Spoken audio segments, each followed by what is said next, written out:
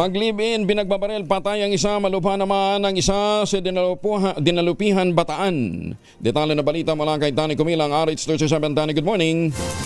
Patay on the spot ang lalaki habang ang kalibin partner nito ay kritikal matapos pagbabarilin sila ng mga di kilalang gunman sa Purok 4, Barangay San Simon, Dinalupihan, Bataan pasado alas 2:30 kahapon ng hapon. Sa ulat ng Dinalupihan PNP, kinilala ang mga biktima na sina John Christopher de la Cruz Regala, 29 anyos, na nasawi sa pamamaril, residente ng Barangay Pagalanggang, Dinalupihan, Bataan. Samantalang sugatan naman ang kinakasama niyang si Winchell Chan Gonzales, 27 taong gulang, residente ng Barangay San Simon.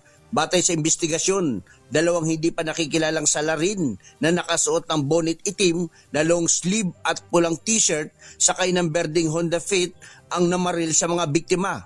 Dead on the spot nga itong si De La Cruz habang agad namang isinugod sa JC Payumo District Hospital ang babae na si Gonzales. Patuloy na inaalam ang motibo sa krimen habang nagsasagawa na ng hot pursuit at dragnet operation ang Dinalupihan Municipal Police Station kabilang ang pagsusuri ng CCTV footage sa lugar upang matukoy at madakip ang mga sospek. Danny Kumilang, RH37, DCRH, una sa Pilipinas, una sa Pilipino. Maraming salamat, Danny.